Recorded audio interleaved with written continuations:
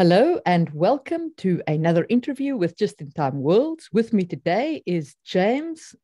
James, for our new viewers, why don't you go ahead and introduce yourself? Sure, yeah. My name is James L. Sutter. I'm an author and game designer, probably best known as one of the co-creators of Pathfinder and Starfinder, the role-playing games. So I've did a bunch of work on those over the last, God, I've been in the gaming industry for 17 years now. So I've worked on those. I've done some work for Dungeons and Dragons and various other projects. I also write fantasy novels. I've written Death's Heretic and The Redemption Engine, both set in the Pathfinder world, and done a bunch of short fiction and comics and video games. So I've kind of dabbled in a lot of different areas, but world building is one of my primary loves, and one of the main things I do that I think I'm, it's always weird to say I think I'm good at it, but I teach classes on it and people keep buying the stuff. So I think I got something to say. I would argue that you are very good at it, having played in the Pathfinder world and thoroughly enjoyed it. Well, thank you. So today we are going to talk about map making and fantasy map making specifically. The first thing I guess that we should talk about is, where do you start when you're creating a fantasy world map?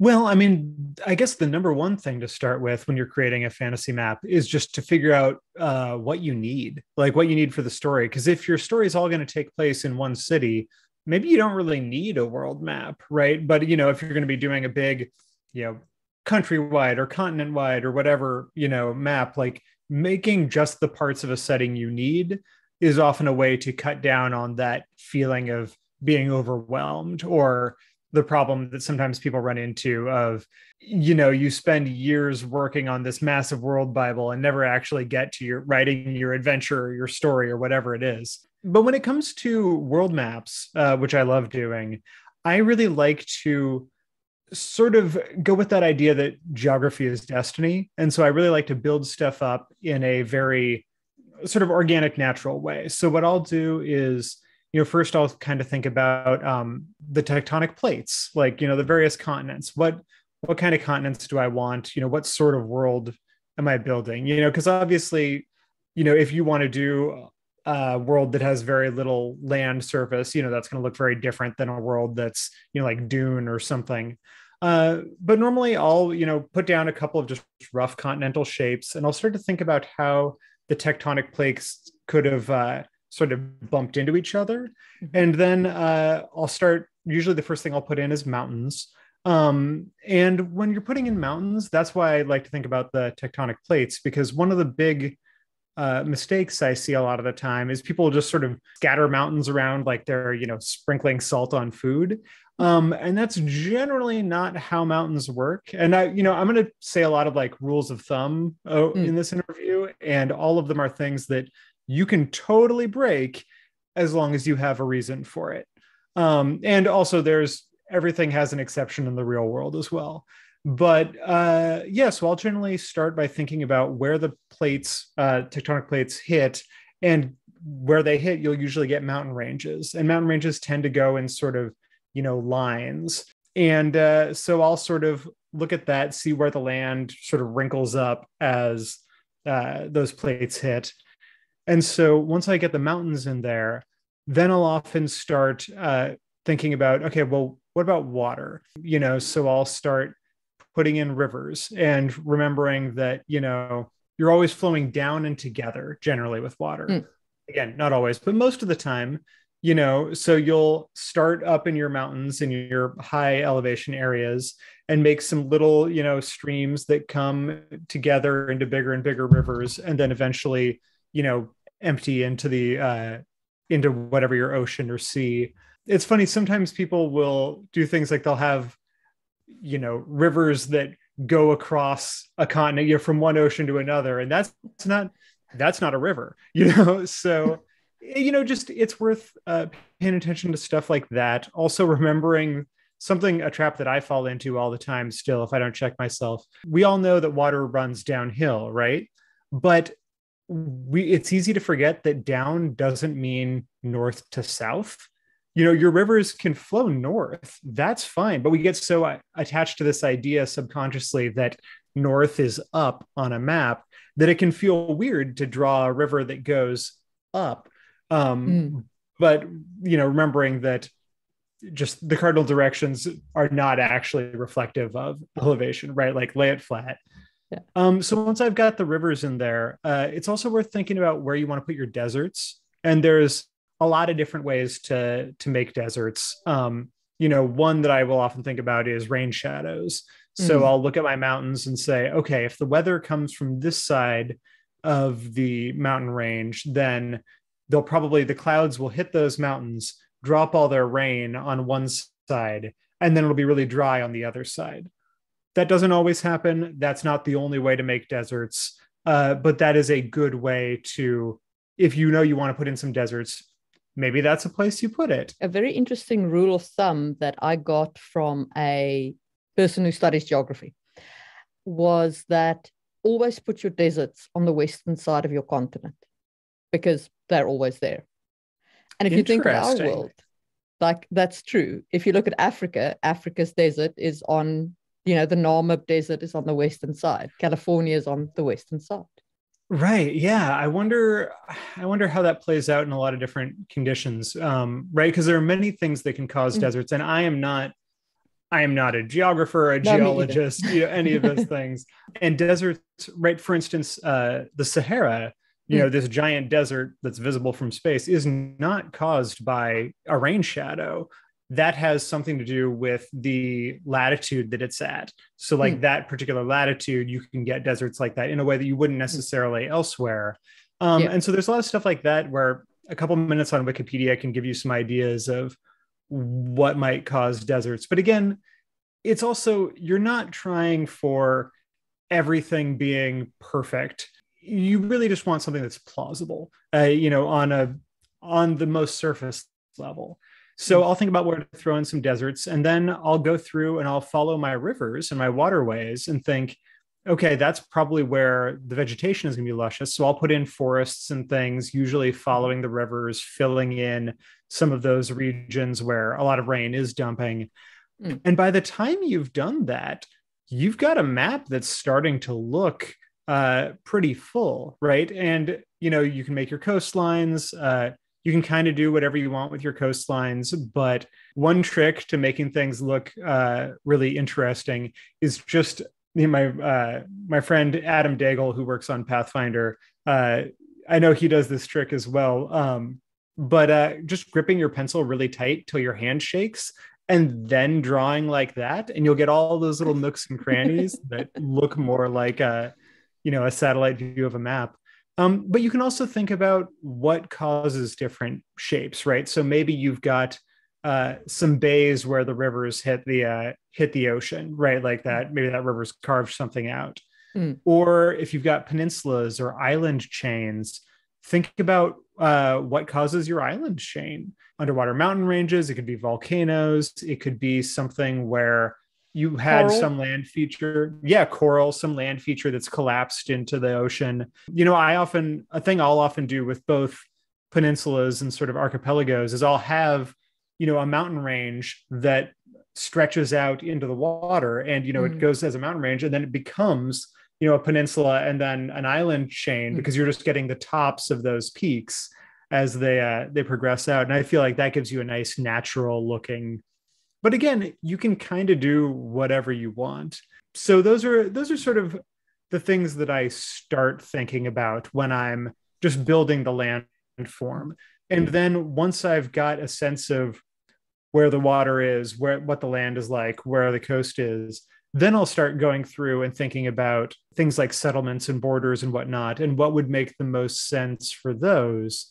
So two things. First, I'll say, national borders, if you're drawing borders for a nation or anything of that nature, you usually want to draw them along natural features, because especially if you're doing, a medieval fantasy world or whatever, they don't have latitude and longitude, right? They need some sort of indicator of when you're in country A versus when you're in country B. And so a river, a mountain range, something like that can be a really good, even a desert can be a great division that makes it obvious to the common person. Okay, well, on this side of the river, is my home, and on that side is somebody else's.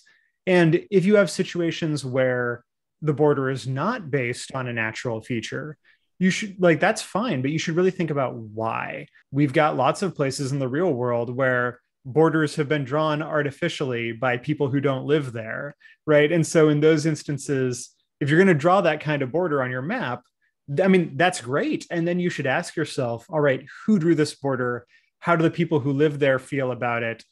You know, how did those other people get the power to draw that border? You know, you can use your map to inform your world building, your culture building. One of the most interesting things about our world is if you put Europe and Africa side by side and you look at their borders, you can actually see exactly what you're talking about. Africa's borders look as though they were drawn with a ruler. Like, because they're straight, yeah, you know, because they were drawn in Europe somewhere by European colonists. Europe's borders, conversely, look like they follow mostly natural landmarks because that's exactly what they did. When I see those straight lines in a country's borders in a fantasy map, I always think, were they colonized? Like, that's right. The first thought that occurs to me. Is like, I mean, because probably they were, right? Yeah. Like, that makes a lot of sense. Or there could potentially be other reasons if you had some sort of, you know, a truce or whatever, but it's a very inorganic way to draw borders. And so when that happens, you should also think about, okay, if this artificial line was drawn, what was split, right? Like, are there, you know, ethnic groups or species or whatever that are split across this border? Are there ones that have been lumped together, you know, even though it doesn't make any sense for them to be lumped together? Yeah. And even though maybe they hate each other, whatever, you know, so you can end up with a lot of interesting world building detail from that. But then beyond borders, you also want to think about where you're putting your settlements. And I think the number one thing to remember when you're drawing a map, putting all those dots, because I love the phase where I've got a map that's just blank in front of me,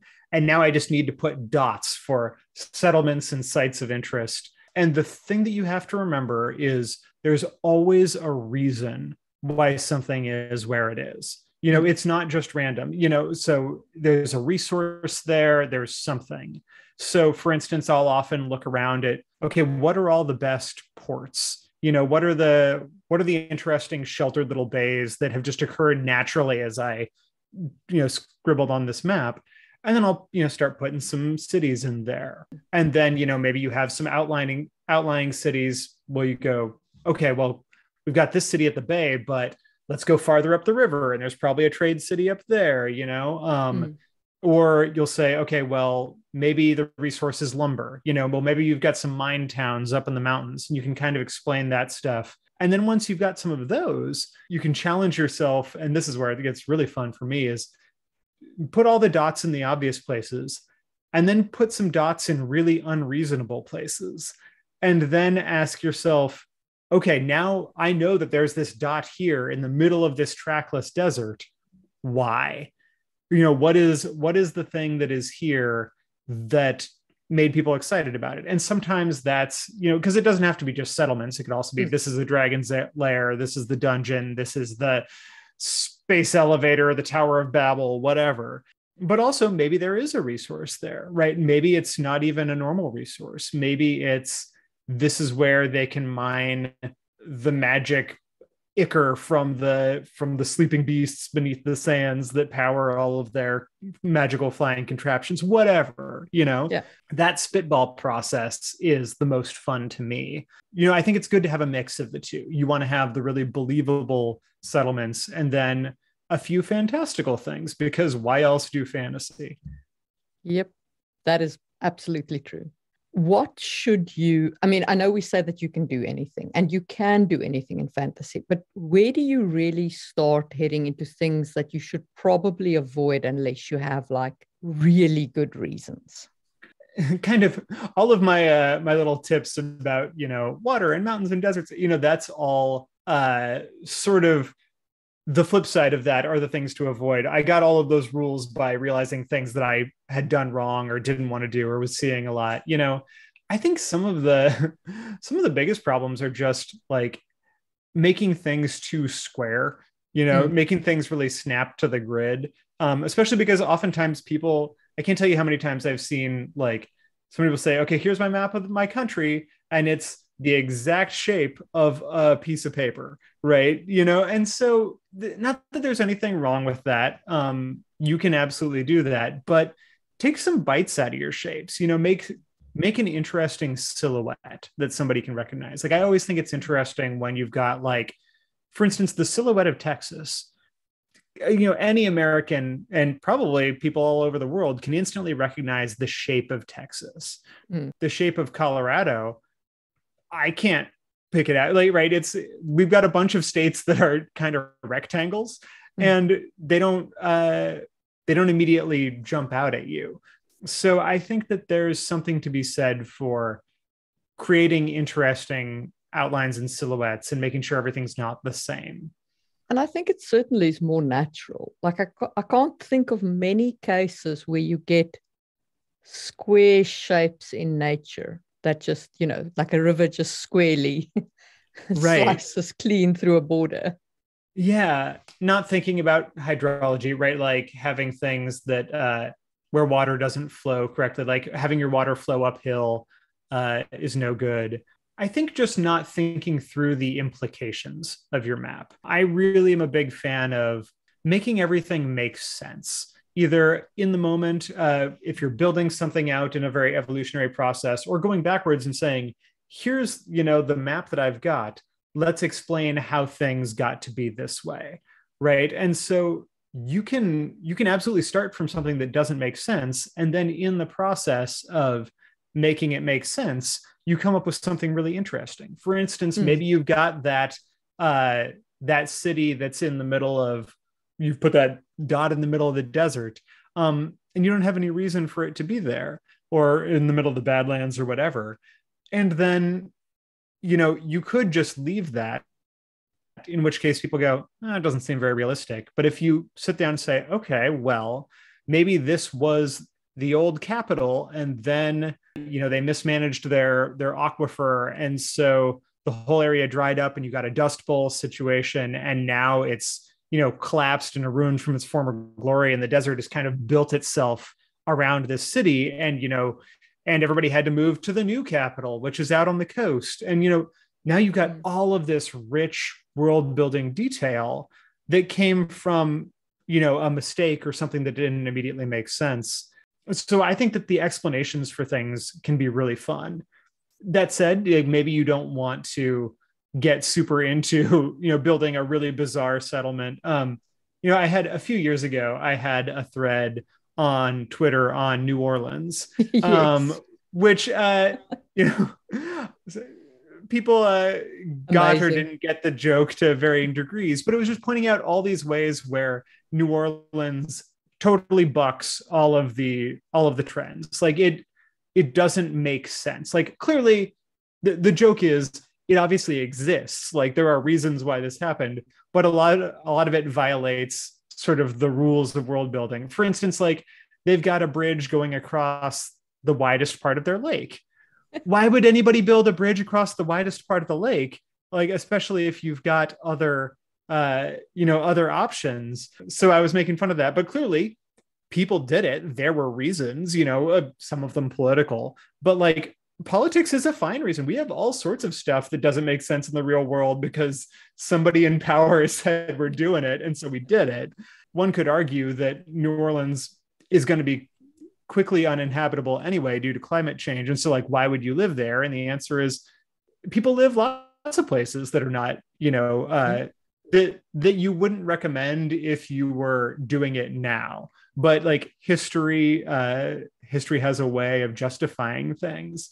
Right. You've got places where the town is below the water level, right? And that's true of lots of places where you've got like rivers and dikes. I mean, the Netherlands dammed a part of the ocean in the 1900s with shovels and windmills. Exactly, right? And so that's one, on the one hand, that is bonkers, but that's also an incredibly cool world building detail.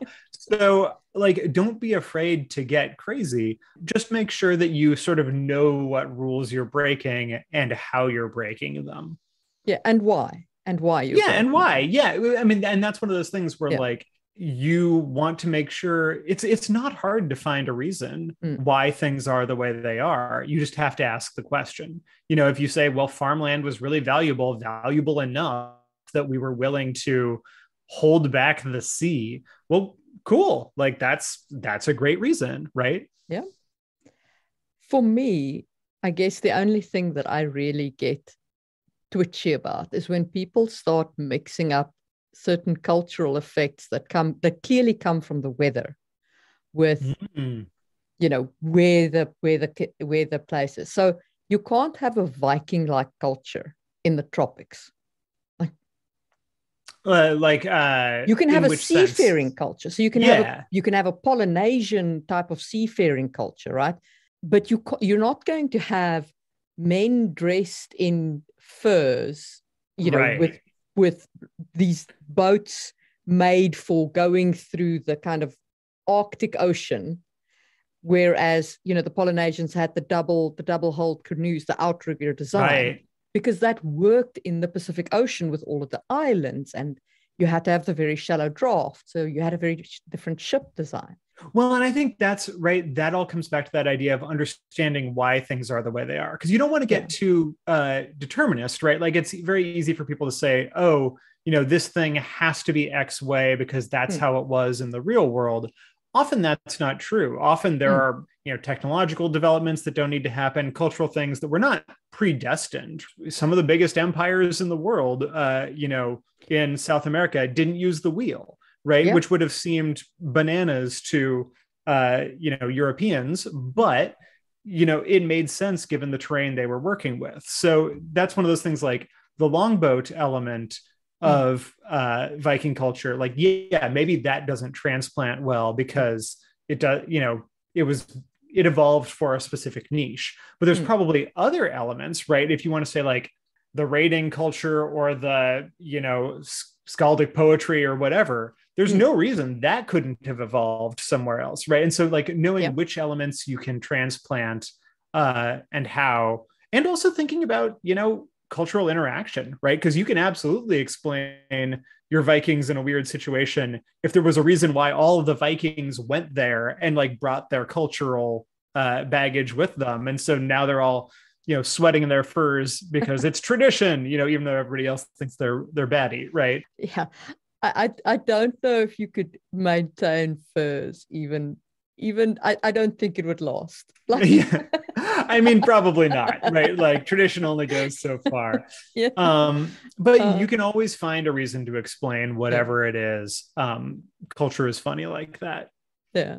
One of the interesting things about some of the medieval maps is they have this great line here and there that say, "Here be dragons." Let's talk a little bit about that. How do you introduce the fantastical in your map? How do you start giving it that kind of flavor? I like to leave broad swaths unexplored, or unexplored by the culture that my protagonists are coming from, right? If I'm writing a story, Mm. obviously, the undiscovered continent is only undiscovered to the people who haven't discovered it yet, right? Mm. Especially if there's people already living there. But I think that you can totally have a map that's drawn from a particular cultural viewpoint, and then that makes it much easier to have terra incognita. But I think that it's important to have those open swaths of, areas where people understand just enough to be intriguing without understanding enough that it feels safe, settled, familiar, that kind of thing. Because I think that's where a lot of great adventure happens, right? You want the places where there are legends, where there are monsters, etc. I also often like to bring some of that in close if I can, and have it at both the macro and the micro levels. So maybe you've got the continent that is totally uninhabited except by, dragons or monsters or whatever. But then maybe you also have, the forest that's only 10 miles outside of town that everybody knows you don't go into the forest because that's where all the sinister fairies live. Like, you want to make sure with any sort of world design that you're doing, you want to remember that things are fractal, things are never one big broad stroke. And I often explain this by saying, like, don't give me Star Wars worlds, right? Like, I don't want Endor that's just forest, or Hoth that's just ice. And I'm sure somebody's going to come in and, well, actually me in a minute, but the point being, like, it's presented to us as this planet is X. And I think it's important to remember that there's always variation, that variation matters. Even if you're doing the Elven Forest Nation, and what you want is a forest nation that's just for elves, like, you can do that, but you don't want a map that's just one blank swath of green. As you zoom in, even if what everybody thinks of it as is the forest nation, once you zoom in, there's going to be changes in elevation. There's going to be rivers and cliffs and swamps and all these different things, areas that are really dense or really sparse. And when you start to deal with that, then you can build cultures and things around that, because the elves that live in the part of the forest that has a bunch of waterfalls come down off the cliff, well, maybe they've got hydropower, maybe they've got running water, and they're sort of more of a boat culture. They've got water powered elevators going up to their cliff dwellings, whatever you want to do. And that culture and that settlement is going to feel very different than the deep forest elves that live in tree houses, or the swamp elves that live on little artificial islands in the swamp and pull back and forth between them on, like, rush rafts or whatever. And I think that those little differences are what you're looking for, because especially in gaming, what people are coming to you for as somebody writing a source book is to be inspired. They want to get those hooks that make them think, I can tell a story there. And even if you're just doing it for yourself, you want to leave yourself hooks that make you say, I could tell a story there. And so I like to find any distinguishing feature I can in the landscape, in the political boundaries, whatever it is, and use that to inspire a unique flavor for each individual settlement. You never want two towns to feel the same. And so you got to ask yourself, what makes this place distinct? And that actually starts to get into, when we're talking about cities and city maps and things like that. When you're doing a city map, I think it's important to remember, just when you're designing a city in general, you ask yourself, what is their reason for being there? What is that primary resource? And how does the terrain inform the city, right? You want to be thinking about, like, okay, is it, if it's a port city, that's going to feel very different than a caravan city in the middle of the grasslands. And it's going to affect the shape, right? You want to give yourself some interesting terrain features to play with. And remember that nothing is uniform in a city, or unless you're like, Salt Lake City or something on a perfect grid. And even then there's probably some variation in there, but maybe you've got some hills and you've got some waterfront. And then you want to think about, okay, how does that affect the people who live there, right? What kind of neighborhoods evolve here? And it's not deterministic, right? You can have a city where all the nobles live up on the hill because obviously it's the view, from the mountaintop, and all the poor people live down by the port because they're all the workers. But you could also easily invert that and say, okay, well, the port is where all the trade happens and where all the money's made. So, like, maybe all the big mansions are right down there on the waterfront because, hey, waterfront.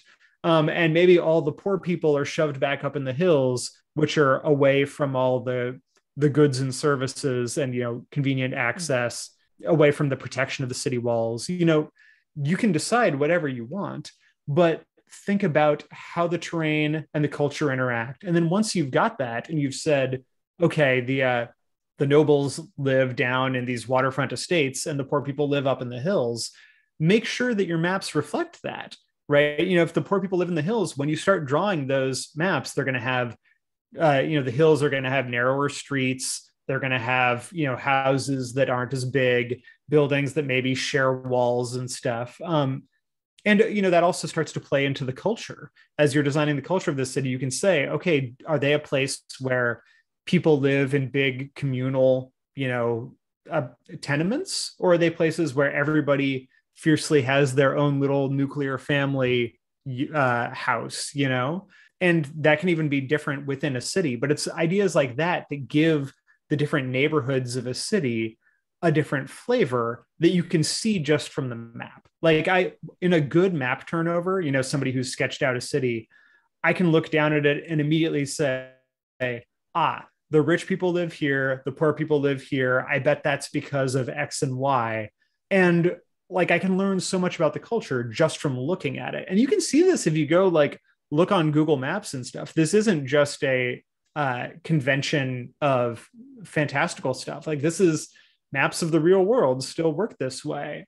So yeah, just look into all that stuff and think about how your city and your map inform each other. For me, when it comes to city maps, one of the things that I find interesting is so often cities are described as being walled, right? So as having a wall around them, which is fine. I mean, many cities were walled, but we outgrew those walls. If you look, for an example, at one of the biggest walled cities in terms of like the walls are still standing, Lucca in Italy, the walls only cover a really small part of the city these days. Right.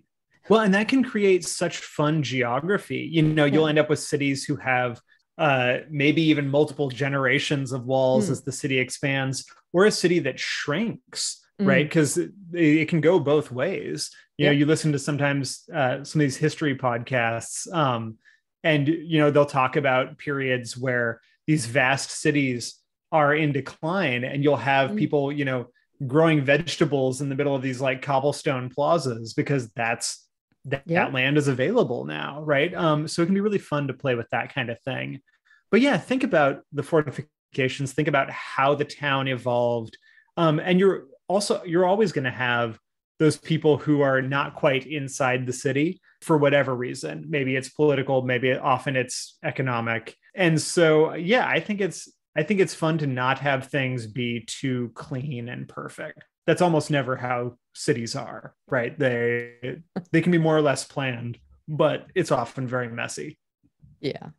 I think also one of the important things to remember with cities is that they do tend to grow and sprawl, and then sometimes they burn down and get rebuilt, and that'll result in them having been planned. But the parts of cities that aren't planned, like if I think about every major city whose inner part I've ever been to, like if you go to the center of the city, especially here in Europe, I mean, it's crazy town, right? That the streets are like this thick, and there's just cobblestones everywhere.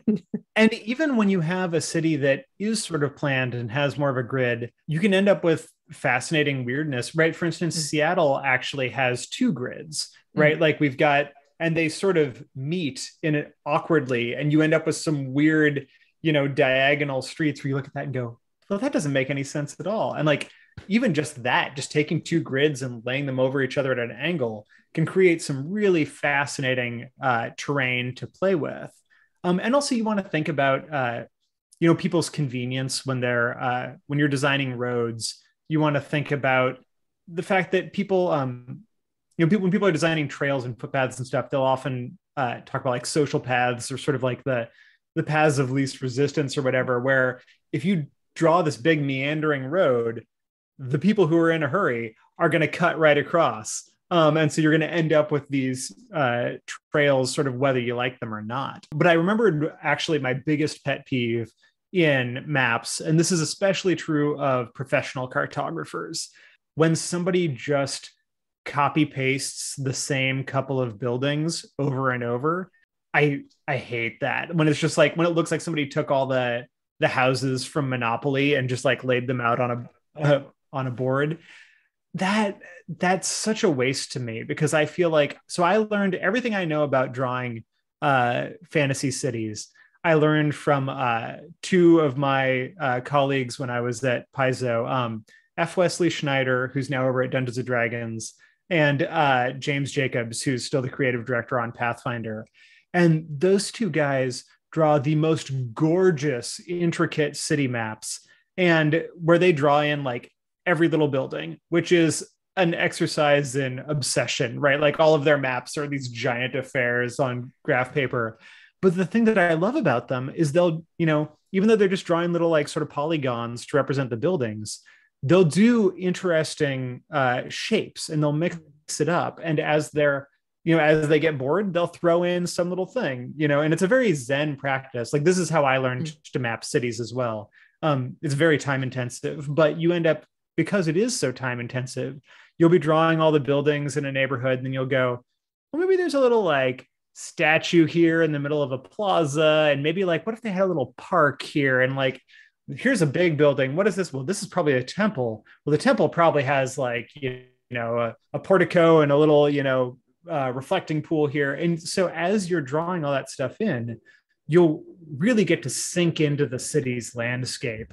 And when I look at their city maps, I'm instantly drawn to half a dozen places where I go, oh, I want to tell a story about what that shape is. So yeah, so I think making things too uniform in terms of shape, in terms of building density, like we were talking about, I want to see in the poor districts, I want to see things crammed together, and stuff like that, I think can really add a lot. I also think another thing to consider in a fantasy world is how the fantastical elements influence the city. And that doesn't just mean magic, although certainly magic can make a big difference for a city, and can easily upend some of the normal concerns. But also think about, like, do you have non-human creatures, right? If you have non-human creatures in there, how does their biology impact the shape of the city, right? And, the simplest example is if you've got humans living side by side with angels or demons or harpies or some sort of winged species, why would there be any roads in the neighborhood that's full of winged people, right? Because they can just go wherever they want. Why would there be staircases? They can fly. Taking into account, maybe it's not always that extreme, but take into account the needs of the people who live there, right? Like, if you've got a bunch of centaurs in your city, well, maybe they need more open space. Maybe they actually, just want pasture land. Maybe they don't even want buildings. So they've got a couple of, badass, big structures that they all go into at night, but maybe they hang out outside the rest of the time. I don't know. But that could give you a really interesting city design if you've got sort of, this big urban sprawl. And then in the middle of all these human, densely packed human settlements, you've just got this big, like, pasture land right in the centaur section. Like, I think that sort of thing makes a map memorable. And one other thing I'll throw out there is when you're designing a city, I think it's always, whether you're mapping it or not, I think it's worth asking yourself a bunch of questions about that city, and that can be stuff like, where do I go if I'm sick? Where do I go to buy, my magic items? Where do I go to study? Like, how are people educated? But then the number one thing that I always ask are like, what are the 3 coolest vistas in the city? Like, what are the things that just look amazing in that city, so that if you were to sell a novel or a movie or a comic about this city, what would you want in the background? Because I think that's the important thing, like that, having that visual, so that you can say, all right, I know that if I'm going to write a book about this place, rather than just having the fight, the big fight scene that I want to illustrate on the cover, rather than having it just in a random plaza, like maybe it's on these hanging bridges above the gorge that the city's built around, or maybe it's at the top of this crazy, 200-foot tall tower in the shape of an ogre, or whatever it is. Just something that gives you that visual spark. Like, and that ties into just the idea of, what is your city's thing? A city doesn't have to have just one thing, but it needs something that stands out, that makes it cool. Like, when I first started working on Dungeon Magazine, and we would write these gazetteer articles about places, for a while, the naming convention was like city name, and then it would be like, the subtitle would be City of Blank. And you would just have to find something like, what is this the city of? Is it the city of stairs, city of lakes, city of dragons, whatever. And that's a very simplified way to do it. But I think it is a good reminder that you need something that sets your city apart and makes it stick easily in the minds of your reader, your player, but also the people in the world, right? Like, because people have a sense of like, when somebody thinks of New York, they think of the Statue of Liberty, the Empire State Building. They think of this is the place where stuff happens, right? Like you think of LA, you think of it's Hollywood, right? And so knowing what it is that your city is sort of renowned for and focusing on that can be really helpful too. Yeah, I think that one often forgets that you need to distinguish a city in the minds of the residents of the world as well. Yeah. People do seem to sometimes let cities blend together a bit. Well, it's easy, we're all raised on this diet of fantasy that we grew up reading. And not that there wasn't some incredible world building in there, but there have been decades of generic fantasy cities that we've all read where it's the same inn in the same town with the same king, etc. And there's always a dude sitting in the corner ready to give you an adventure. Right. And there's always the city guards, ready to come mess you like, and I'm not trying to slag that because I feel like, that is how we got to where we are. But the more interesting you can make your city, the more fun it's going to be for everybody, sort of regardless of what story you're telling there. Setting can be a huge part of any story or game, but you need to invest in it.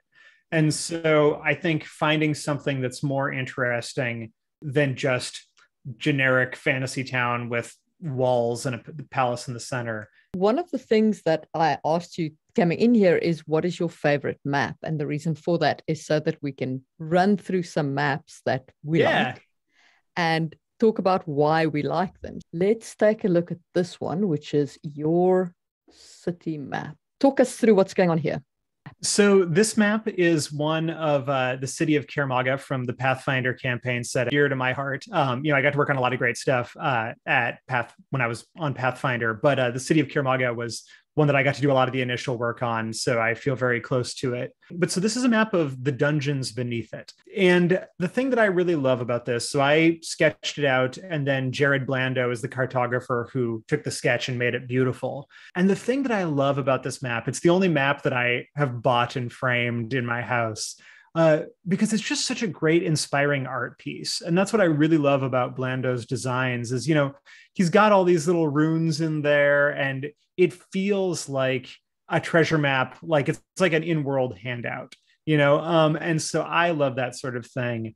And I chose this one because I think it's important to remember, for all that I've been saying, here's how to build a realistic world map and think about where you put your mountains and everything. The number one purpose of a map in most fantasy books is to inspire, right? You want to draw somebody in, you want to get people excited.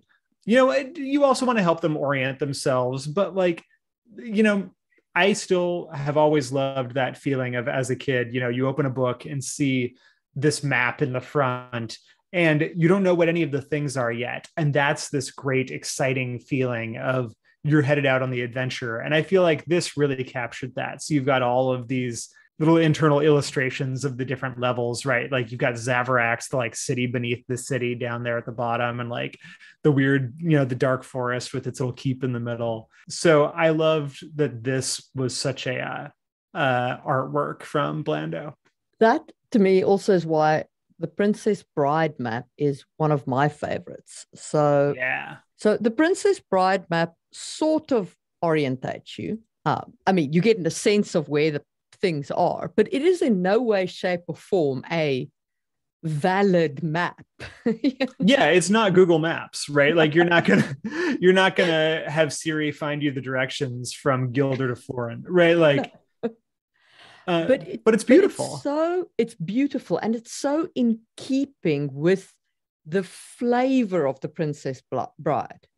It fits its story, it fits its world. Yeah.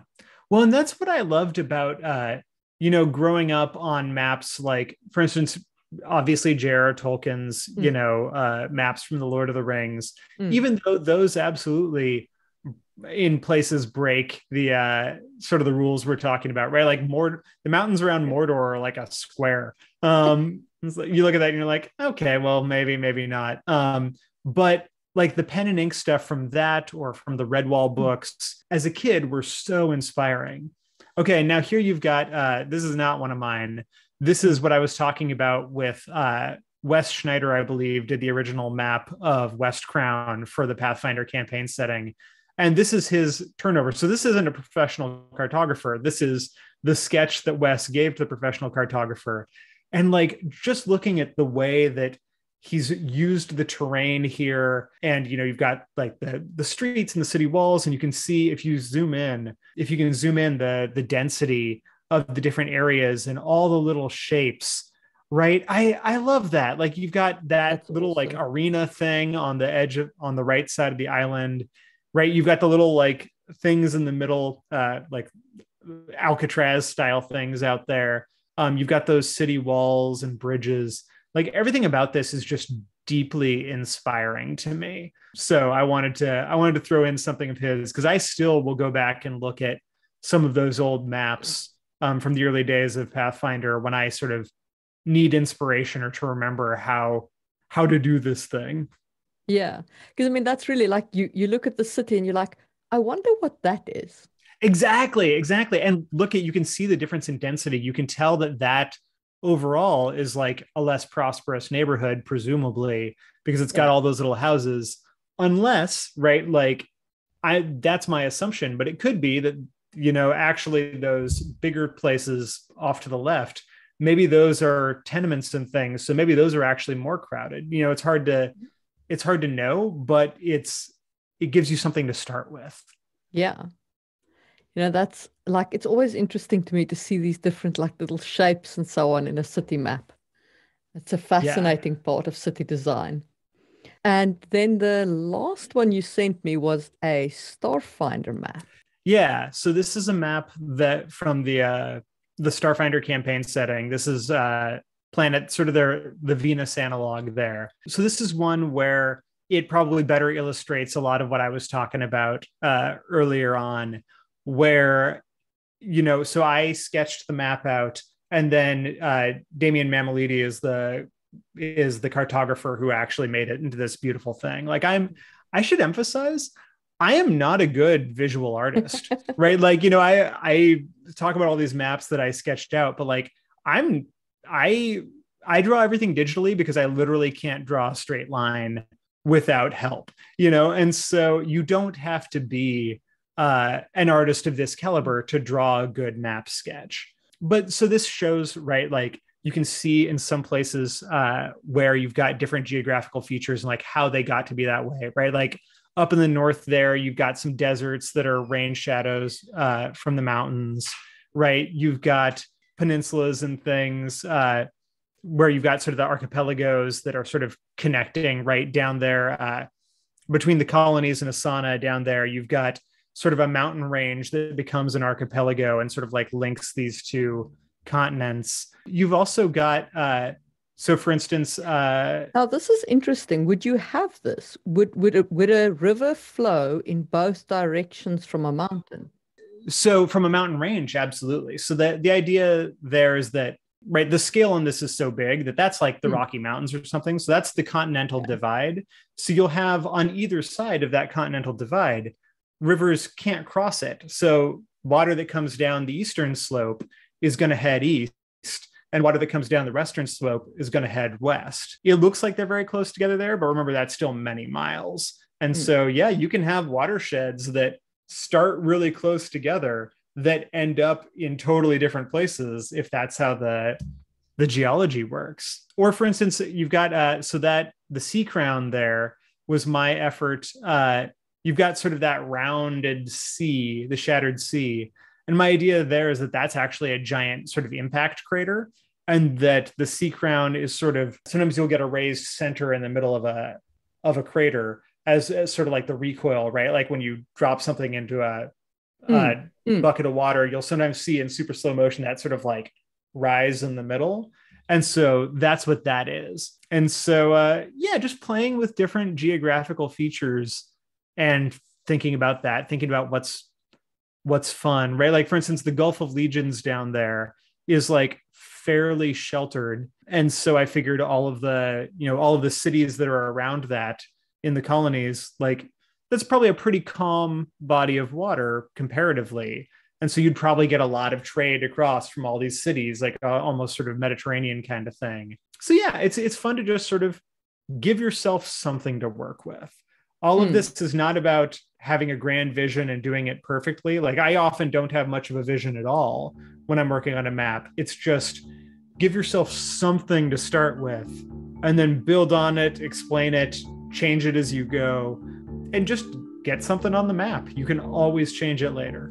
We should probably say, if anybody has questions about this sort of thing, you can always find me on Twitter at James L. Sutter or on my website, jamesLsutter.com. I teach classes on this stuff. So if you want more than an hour. Yeah. So there'll be links down below to James's Twitter and to your, can people register for your classes, or how does it work? I don't have any coming up right now, but often I'll announce them on my website and on Twitter, and then people can go sign up. And I teach over Zoom. It's always a good time. So. Okay. So links down below, guys, to follow James at Twitter and on his website. And thanks so much. Great session. Chat to you again soon.